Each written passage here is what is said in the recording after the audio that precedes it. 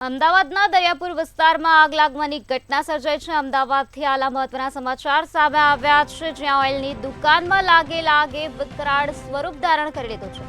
દરિયાપુર દરવાજા બહારની 3 દુકાનો પણ આગની ઝપેટમાં આવી ગઈ છે। આ બનાવને પગલે ફાયર વિભાગની 4 ગાડીઓ ઘટના સ્થળે પહોંચી ગઈ છે અને પાણીનો મારો ચલાવીને આગને કાબૂમાં લેવા માટે પ્રયાસ હાથ ધરવામાં આવ્યા છે।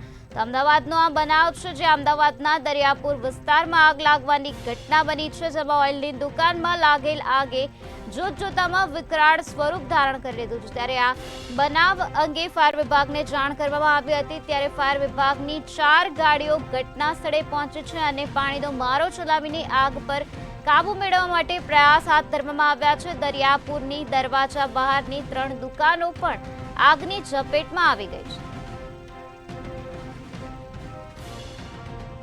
આજ મુદ્દે વધુ માહિતી આપવા માટે આપણી સાથે સંવાદદાતા મેહુલ દુધરેજા જોડાઈ ગયા છે। જી મેહુલ, અમદાવાદના દરિયાપુર વિસ્તારમાં આગ લાગવાની ઘટના બની છે, શું છે વધુ વિગત? જે પ્રમાણે આગની જે ઘટના બની છે, દરિયાપુર જે દરવાજા છે ત્યાં જે ઓઇલ વેચતા જે લોકો છે, જેની દુકાનો નાની મોટી આવેલી છે, તેની અંદર અચાનક આગ લાગી હતી અને આગ જે છે તે વિકરાળ લાગી છે, કારણ કે આગના જે ધુમાડા તેમજ આગની જે લપટો છે તે રોડ પર સુધી આવી ગઈ છે અને સાથે જ અતિ વ્યસ્ત રસ્તો હોવાના લીધે રસ્તો હાલ ડાયવર્ટ કરવામાં આવ્યો છે, પરંતુ આગના લીધે દુકાનો જે છે તે બળીને ખાક થઈ ચૂકી છે। બીજી તરફ કમનસીબે ફાયર બ્રિગેડના જે કોલ નથી લાગી રહ્યા, તેને લઈને પણ જે લોકોમાં રોષ જોવા મળી રહ્યો છે।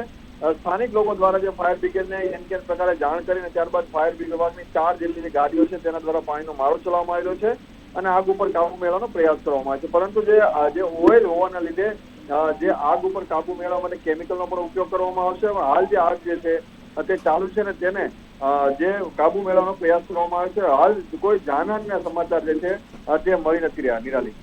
જી મેહુલ, સમગ્ર માહિતી આપવા બદલ આભાર।